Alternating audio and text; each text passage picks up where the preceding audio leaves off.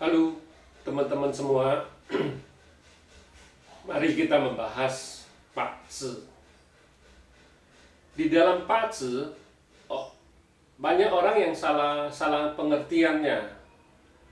Dia pikir datang ke orang suruh baca Pak Zi itu bisa merubah nasib dia, gitu. Dia sendiri tidak mau melakukan sesuatu, jadi dia pikir oh sudah dibacain Pak Zi-nya itu nasibnya bisa berubah.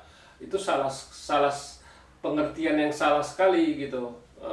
Ada yang pergi cari orang pintar pakai tenaga luar, dia memang bisa berubah, itu cuma sementara waktu kita bilang.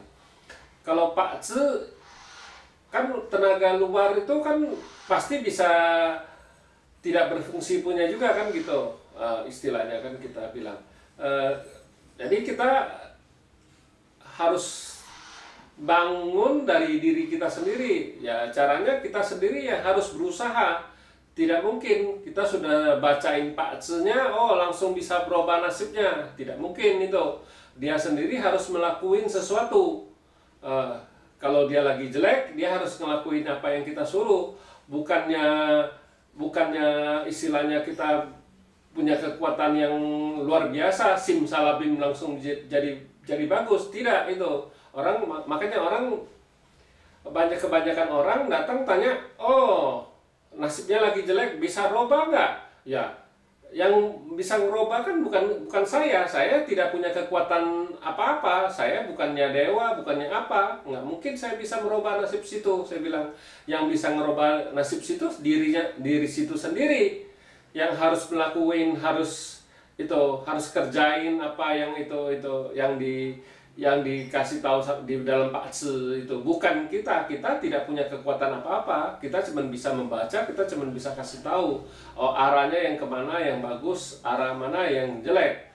Memang banyak orang yang salah ngerti, dipikir saya punya kekuatan yang bisa merubah itu. Tidak mungkin, saya tidak punya kekuatan itu. Ya, yang punya itu dirinya sendiri yang bisa ada kemauan, bisa mau merubah baru bisa. Ya kalau dia tidak mau merubah, ya dulu diam-diam tenang-tenang aja di rumah, ya mana mungkin istilahnya nunggu nasib aja. Ya nggak mungkin uang bisa jatuh dari langit, kita bilang.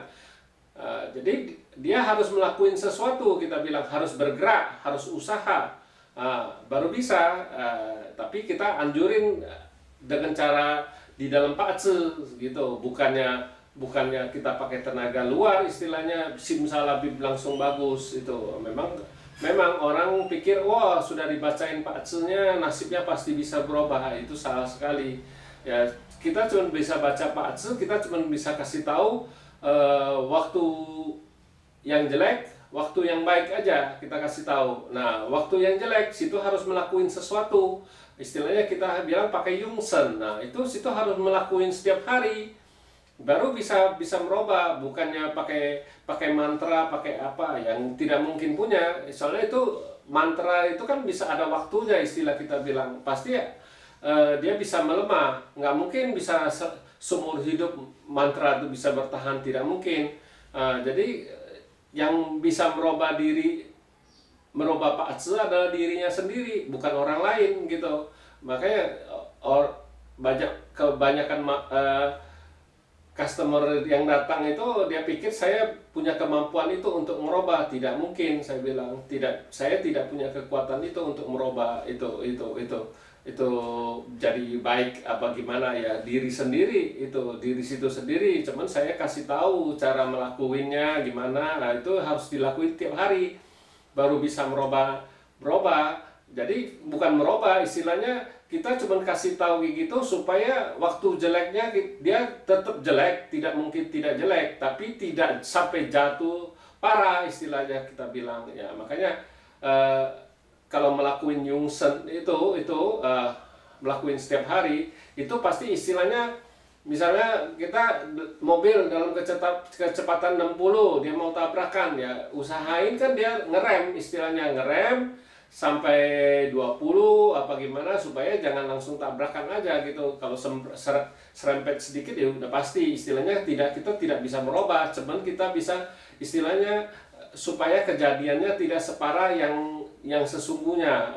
Misalnya mau misalnya dia mau vouchay 1 juta, kita sudah kasih tahu kan, jadi jangan 1 juta, bisa aja dia 200.000 kehilangan uang. Nah, itu bisa, itu kita kasih tahu ya. Tapi itu juga tergantung dari diri sendiri kan gitu, dirinya sendiri yang mau itu. Tapi kalau dirinya sendiri sudah dikasih tahu ini tidak boleh investasi di tahun ini, dia masih ngotot investasi ya itu salah sendiri. Kita mana bisa melarang dia, itu uang dia sendiri kan gitu kan. Nah, yang rugi sendiri. Sesudah rugi dia baru datang cari tanya, "Oh, kenapa? Kan saya sudah kasih tahu jangan investasi di tahun itu apa."